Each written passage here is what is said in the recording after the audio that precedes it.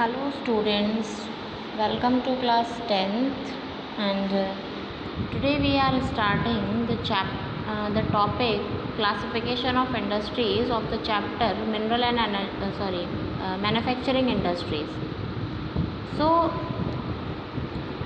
yesterday we have studied about the basis of the classification of industry. So today we are starting the first topic, that is classified on the basis of raw material.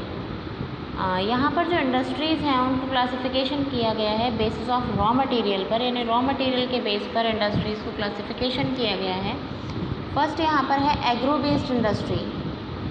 Means किस raw material से, यानी कि जो raw material है इसका base जो classification का है पहले हम वो समझते हैं कि यानी कि रॉ मटेरियल के बेस पर, यानी कि जो इंडस्ट्रीज़ हैं उनका रॉ मटेरियल कहाँ से आता है.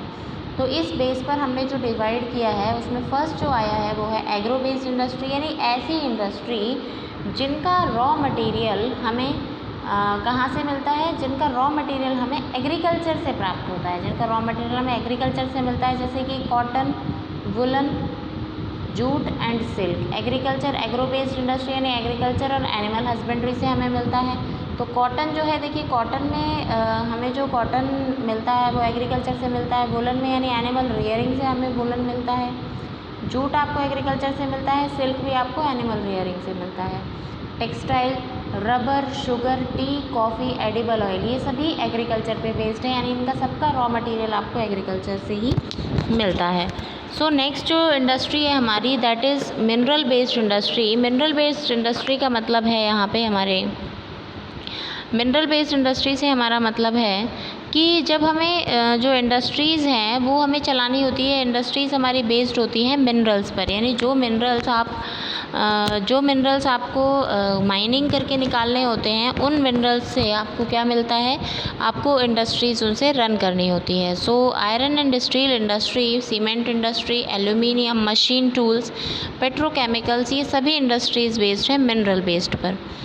According to their main role, अब इनके मेन रोल के अकॉर्डिंग हम देखते हैं बेसिक और की इंडस्ट्रीज़. मेन रोल के अकॉर्डिंग जो इंडस्ट्रीज़ है कि इनका मेन रोल क्या है. फर्स्ट जो इंडस्ट्री है that is basic or key industry which supply their products. Basic or key industry जो है उसका मतलब है कि जो सप्लाई करते हैं उनके प्रोडक्ट्स को और raw materials to manufacture other goods. Raw materials को मैन्युफैक्चर अदर गुड्स, यानी अदर गुड्स के मैन्युफैक्चर के लिए iron and steel and copper smelting and aluminium smelting. इससे the product or raw materials to manufacture other goods का manufacture करना. और जैसे आयरन एंड स्टील कंपनी है, यहाँ पर ये आयरन एंड स्टील कंपनी को बेसिक इंडस्ट्री भी कहा जाता है. हमने मिनरल में भी पढ़ा था कि आयरन एंड स्टील को बेसिक इंडस्ट्री कहा जाता है. बेसिक इंडस्ट्री से मतलब है कि क्योंकि आयरन एंड स्टील पर जितने भी हम कह सकते हैं कि जो भी इंडस्ट्रीज़ हैं वो मोस्टली बेसिस हैं आयरन एंड स्टील इंडस्ट्री पर. Consumer industries that produce goods for direct use by consumer. Consumer industries जो हैं वो प्रोड्यूस करती हैं गुड्स को जो that is used by the consumers directly. Consumer industries वो जिनको कंज्यूमर डायरेक्ट यूज़ कर लेता है, जैसे sugar, toothpaste, paper, sewing machine, fans etcetera. और यहाँ पर जो आयरन एंड स्टील है इन्हें वो डायरेक्ट कंज्यूम नहीं करता. आयरन एंड स्टील को कंज्यूम नहीं किया जाता. आयरन एंड स्टील जो है, जैसे अभी शुगर बनाना है तो शुगर बनाने के लिए आपको बहुत बड़ी बड़ी मशीनरीज़ की नीड होगी. आपको टूथपेस्ट के लिए मशीनरीज़ की जो नीड होती है, इन सब की मशीनरी जो है वो किससे बनेंगी, आयरन एंड स्टील से. मीन्स ये सभी इंडस्ट्रीज़ जो हैं, ये जो कंज्यूमर इंडस्ट्रीज़ हैं, ये सभी इंडस्ट्रीज़ किस पर बेस्ड हैं, आयरन एंड स्टील पर. ठीक है, तो ये हो गई हमारी basic industry, iron and steel industry. और अदर जो इंडस्ट्रीज़ हैं हमारी वो हो गई हमारी कंज्यूमर इंडस्ट्री, जिनका कंज्यूमर डायरेक्टली ही यूज़ कर लेते हैं. On the basis of capital investment. Now the third base of that is capital investment. A small scale industry is defined with reference to the maximum investment. देखिए small scale industry जो है उसको define किया जाता है reference to the maximum investment. Maximum investment जो उसे मिलता है allowed on the assets of a unit. And small scale industry is defined with the reference to the maximum investment allowed on the assets of a unit, जो कि units के assets को allow करती है। दिस लिमिट हैज़ चेंज, और उसकी जो limit है उसको चेंज किया जाता है over a period of time, एक पीरियड ऑफ टाइम के through. At present the maximum investment allow is ₹1 crore. Maximum investment जो है वो अलाउ किया जाता है आज के टाइम में, वो है 1 crore. If investment is more than 1 crore on any industry then it is known a large scale industry. अगर जो स्मॉल स्केल इंडस्ट्रीज़ जो हैं उन पर यानी कि कैपिटल इन्वेस्टमेंट के बेस पर small scale industry, large scale industry ऐसे डिफ़ाइन किया गया है। तो जिनमें 1 करोड़ से कम इन्वेस्टमेंट है उसे स्मॉल स्केल इंडस्ट्री कहते हैं, और जिनमें मोर देन 1 करोड़ से इन्वेस्टमेंट है यानी ज़्यादा है 1 करोड़ से, उन्हें हम लार्ज स्केल इंडस्ट्री कहते हैं। तो ये हो गया हमारी लार्ज स्केल इंडस्ट्री। नेक्स्ट हमारा जो टॉपिक है that is on the basis of ownership. Ownership के बेस पर, ओनरशिप के बेस पर क्या है टॉपिक हमारा जो ये है, ओनरशिप के बेस पर पब्लिक सेक्टर इंडस्ट्री जो है owned and operated by government agency. Public sector जो इंडस्ट्री है वो ओन की जाती है और ऑपरेट की जाती है बाय गवर्नमेंट। ओनरशिप के बेस पर यानी कि कौन उसका ओनर है, या गवर्नमेंट ओनर है या फिर प्राइवेट ओनरशिप है, तो इसके बेस पर भी हमने इंडस्ट्रीज़ को क्लासिफिकेशन किया है। तो public sector industries, private sector industries, joint sector industries, और यहाँ पर कई बार कोऑपरेटिव सेक्टर भी आता है। सो पब्लिक सेक्टर इंडस्ट्रीज़ जिस पर कंप्लीट जो कह सकते हैं रिस्पॉन्सिबिलिटी है, या फिर कंप्लीट जो उसका ओनिंग जो डिपार्टमेंट है वो है किस पर, पब्लिक सेक्टर पर, मींस गवर्नमेंट सेक्टर पर। तो ये हो गया हमारा government sector industry means public sector industry. Next जो हमारा इसका क्लासिफिकेशन है, जैसे BHEL, भेल यानी भारत हैवी इलेक्ट्रिकल लिमिटेड, और सेल जो प्रोडक्ट है हमारा, ये जो कंपनीज़ हैं ये सभी क्या हैं, ये सभी हमारी डिपेंड करती हैं किस पर, गवर्नमेंट एजेंसीज़ पर। सो ये ऑपरेट की जाती हैं गवर्नमेंट एजेंसीज़ के थ्रू, इसीलिए इनका जो नेम है वो, इनका जो क्लासिफिकेशन है वो पब्लिक सेक्टर इंडस्ट्रीज़ में रखा गया है। अब हम बात करते हैं प्राइवेट सेक्टर इंडस्ट्रीज़ की। प्राइवेट सेक्टर इंडस्ट्रीज़ जो हैं वो ओन और ऑपरेट की जाती हैं इंडिविजुअल्स के थ्रू और अ ग्रुप ऑफ इंडिविजुअल, और इंडिविजुअल्स के ग्रुप के थ्रू, जैसे कि टिस्को है, बजाज है, रिलायंस है, डाबर है। ये सभी इंडस्ट्रीज़ क्या है, प्राइवेट सेक्टर इंडस्ट्रीज़ हैं। इन सभी इंडस्ट्रीज़ में प्राइवेट सेक्टर का ही ओन होता है, प्राइवेट सेक्टर की ही प्रॉफिट होता है, प्राइवेट सेक्टर ही से ऑपरेट करता है। तो ये हो गई हमारी कौन सी इंडस्ट्री, प्राइवेट सेक्टर इंडस्ट्री। जैसे TISCO, Tata iron and steel company, Ratan Tata की है, पूरे तरीके से प्राइवेट है। सारे डिसीजंस जो हैं वो सारे डिसीजंस किसके द्वारा लिए जाते हैं, इसी कंपनी के द्वारा लिए जाते हैं। इसमें गवर्नमेंट का कोई भी किसी भी प्रकार का रोल नहीं है। बजाज कंपनी है, बजाज कंपनी में भी कि सारे जो डिसीजंस हैं वो इस कंपनी के ओनर्स द्वारा लिए जाते हैं, यहाँ पर भी गवर्नमेंट का कोई भी रोल नहीं है। और डाबर इंडस्ट्री, यहाँ पर भी कोई भी रोल नहीं है गवर्नमेंट का। नेक्स्ट है हमारा जॉइंट सेक्टर इंडस्ट्री। तो what is joint sector industries, जो कि जॉइंटली रन की जाती है प्राइवेट सेक्टर और गवर्नमेंट एजेंसी, दोनों के जॉइंट के द्वारा जो रन की जाती है वो होती है हमारी joint sector industry. Joint sector industry जो कि स्टेट यानी कि गवर्नमेंट और इंडिविजुअल मींस प्राइवेट सेक्टर के द्वारा, जैसे ऑयल इंडिया लिमिटेड, ऑयल जो इंडस्ट्री है वो पब्लिक और प्राइवेट सेक्टर, यानी इसमें पब्लिक का भी, यानी पब्लिक से कहने का मतलब गवर्नमेंट का भी इसमें काफ़ी कुछ जो रेशियो है वो इन्वेस्ट होता है। नेक्स्ट हमारा टॉपिक जो है that is cooperative sector industries. Cooperative sector industries क्या है, जहाँ पर ये जो इंडस्ट्रीज़ है ये कॉपरेशन से रन की जाती है।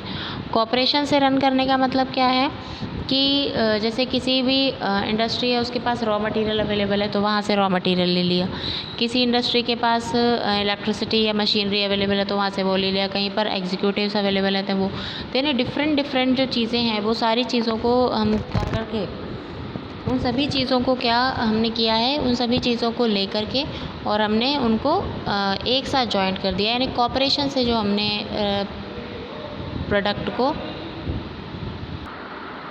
सो cooperative sector industries, cooperative sector industries are owned and operated by producers and supplier. यहाँ ये कंप्लीट आ गया होगा आपको समझ में कि डिफरेंट जो सप्लायर्स होते हैं वो सभी सप्लायर्स मिलजुल कर क्या कर लेते हैं, सभी सप्लायर मिलजुल कर अपना जो वर्क है उसको फुलफ़िल कर देते हैं और अपने जो भी उनका कॉपरेशन होता है, चाहे वो मशीनरी है, चाहे वो लेबर है, एग्जीक्यूटिव्स हैं, उन सभी को ज्वाइन करके और कंपनीज़ जो हैं उन्हें रन किया जाता है। They pool in the sources and share the profits or losses proportionately, such as the sugar industry in the Maharashtra and the coir industry in Kerala। जो शुगर इंडस्ट्री है महाराष्ट्र में, तो कोयर इंडस्ट्री है केरला में, उसको रन किया इसी तरीके से रन किया गया है। जैसे अब नेक्स्ट टॉपिक है हमारा, तो ये हो गया हमारा बेस्ड ऑन ओनरशिप। ओनरशिप के बेस पर हमारी जो इंडस्ट्रीज़ हैं वो हो गई private sector industry, joint sector industry, government industry यानी public sector, private sector, joint sector and next one is cooperative sector. So ये हो गया हमारा। अब नेक्स्ट जो हमारा टॉपिक है that is based on bulk and weight of raw material. Bulk और वेट ऑफ रॉ मटेरियल और फिनिश्ड गुड पर हमारी जो इंडस्ट्रीज़ हैं उनको हैवी इंडस्ट्री और लाइट इंडस्ट्रीज़ में डिवाइड किया गया है। हैवी इंडस्ट्रीज़ जो हैं हमारी वो हैं iron and steel industry, obviously ये हैवी इंडस्ट्रीज़ में ही आती है। नेक्स्ट है हमारा लाइट इंडस्ट्रीज़, जिसमें हम रॉ मटेरियल जो यूज़ लाइट रॉ मटेरियल जिसमें हम यूज़ करते हैं, जैसे इलेक्ट्रिकल इंडस्ट्रीज़, और जिनका जो प्रोडक्ट जो तैयार होता है वो भी कैसा होता है, वो प्रोडक्ट जो तैयार होता है वो भी बहुत ही लाइट होता है। तो यहाँ पर आपकी जो एक्टिविटी है ये देखिए, classify the following into 2 groups on the basis of bulk and weight of raw material and finished goods.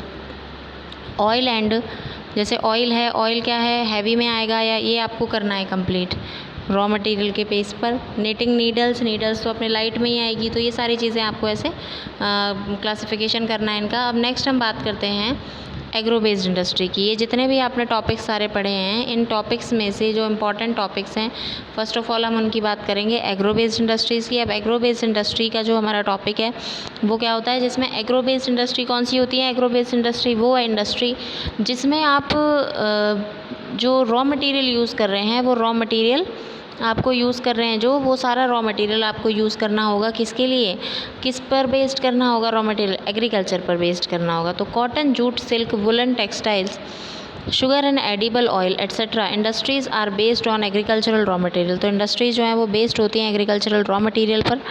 अब नेक्स्ट जो टॉपिक है हमारा that is textile industries. Textile industry यानी एग्रीकल्चर बेस्ड जो इंडस्ट्रीज़ हैं उनमें सबसे पहले टेक्सटाइल इंडस्ट्री। टेक्सटाइल यानी कि जो भी क्लोथ से रिलेटेड जो इंडस्ट्रीज़ होती हैं, क्लोथ से रिलेटेड इंडस्ट्रीज़ में टेक्सटाइल इंडस्ट्रीज़ ऑक्यूपाई करती है एक यूनिक पोजीशन को इंडिया में। टेक्सटाइल इंडस्ट्री का इंडिया में काफ़ी अच्छा पोजीशन है because it contributes significantly to industrial production, क्योंकि सिग्निफिकेंटली इंडस्ट्रियल प्रोडक्शन 14% और प्रोडक्शन भी अच्छा करती है, 14% कंट्रीब्यूशन कर रही है हमारी जीडीपी में। नेक्स्ट एम्प्लॉयमेंट भी 35 मिलियन जो पर्सनस हैं उनको डायरेक्टली एम्प्लॉयड कर रही है, डायरेक्टली एम्प्लॉयमेंट दे रही है। And the second largest after the agriculture, agriculture के बाद टेक्सटाइल इंडस्ट्री जो है वो सबसे बड़ी इंडस्ट्री है। And the foreign exchange earnings जैसे 24.6%, इट कॉन्ट्रीब्यूट्स 4% टुवर्ड्स जीडीपी। 4% है जीडीपी का, ये 4% टुवर्ड्स जीडीपी में 4% इसका कंट्रीब्यूशन है। तो ये हो गई हमारी एग्रो बेस्ड इंडस्ट्रीज़ में जो टेक्सटाइल इंडस्ट्री है वो। अब ये तो देखिए बहुत इम्पॉर्टेंट है हमारी इंडस्ट्री के लिए, यानी कोई भी इंडस्ट्री हो अगर वो एम्प्लॉयमेंट प्रोवाइड कर रही है ज़्यादा से ज़्यादा लोगों को, तो वो बहुत ही अच्छी इंडस्ट्री और एक बेस्ट इंडस्ट्रीज़ को उसको हम एज ए बेस्ट इंडस्ट्री उसे हम रिकग्नाइज़ कर सकते हैं। It contributes 4% towards GDP, 4% towards GDP यानी जीडीपी में 4% कंट्रीब्यूशन भी कर रही है। It is only industry in the country which is a self reliant and compete in the value chain. यही एक इंडस्ट्री है जो सेल्फ रिलायंट है, यानी कि इसे किसी भी और इंडस्ट्री के ऊपर डिपेंड नहीं रहना या किसी अदर कंट्री से यहाँ का रॉ मटेरियल वगैरह कोई भी नहीं लेना, कोई इंपोर्ट नहीं है, सिर्फ एक्सपोर्टेशन ही की जाती है इस इंडस्ट्री के थ्रू। और ये कम्पीट भी करती है एक वैल्यू चेन, यानी काफ़ी वैल्यूएबल जो प्रोडक्ट्स है वो बनाती है। और हमारे इंडस्ट्री जो इंटरनेशनल मार्केट है उसमें हमारे इंडिया के जो प्रोडक्ट्स हैं वो काफ़ी अच्छे से कंपटीशन देते हैं इंटरनेशनल मार्केट में, टेक्सटाइल इंडस्ट्री के इंटरनेशनल मार्केट को। So raw material to the highest value added product, raw material जो है उसमें highest value product value added यानी कि रॉ मटेरियल में सबसे ज़्यादा जो वैल्यू एडेड प्रोडक्ट है वो टेक्सटाइल इंडस्ट्री में देखा जाता है। देखिए इसका वैल्यू एडिशन जो है वो किस तरीके से किया जाता है। सो इसका वैल्यू एडिशन जो है उसमें देखते हैं हम। सबसे पहले हम देखेंगे फर्स्ट ऑफ ऑल है हमारे पास रॉ फाइबर, यानी कि ये हमारे पास आ गया रॉ फाइबर, यानी कि जब आप जैसे कॉटन है, कॉटन को आपने निकाला और उसमें से रॉ फाइबर आपने लिया, रॉ फाइबर आपने लिया यानी कि वो जो कॉटन होता है, जो रुई होती है, उसको आपने लिया और कॉटन से आपने फाइबर बनाया। फाइबर मीन्स रेशे आपने बनाए, यानी धागे आपने बनाए। उन फाइबर्स के प्रोडक्शन के बाद आपने उसकी स्पिनिंग की, स्पिनिंग करके आपने उसकी वीविंग और निटिंग की, यानी स्पिन करके धागे प्रॉपरली बनाए। स्पिनिंग से क्या बन गए, प्रॉपर धागे बन गए। धागे बनाने के बाद यहाँ पे जो हम बात कर रहे थे फैब्रिक प्रोडक्शन की, फैब्रिक प्रोडक्शन जो बना उससे बहुत ही रफ़ जो फैब्रिक है वो बनता है। तो यहाँ पर स्पिनिंग से जो प्रॉपर धागे हैं वो बने। अब इन धागों से हमने क्या किया, धागों से हमने वीविंग की, यानी इनकी बुनाई की, इनकी निटिंग की। अब इसकी बुनाई और निटिंग करने से क्या बन गया, फैब्रिक, यानी कि कपड़ा बनकर आपका तैयार हो गया। अब आपका जब ये कपड़ा बनकर तैयार हो गया तो नेक्स्ट हमारा काम आता है कि अभी जो कपड़ा बन के तैयार हुआ है ये वाइट हुआ है या जो भी लाइट कलर है, आपको जो भी कलर चाहिए, which colour as you want, वो होता है डाइंग एंड फिनिशिंग। डाइंग और फिनिशिंग, यानी फिनिश करना है, उसको फिनिशिंग देनी है, और डाई करना है, यानी उसको जिस भी कलर, जो भी प्रिंट आपको देना है वो आपने उसमें डाई कर दिया। फिर उससे क्या बन गए, गारमेंट्स बन गए। अब गारमेंट मैन्युफैक्चर,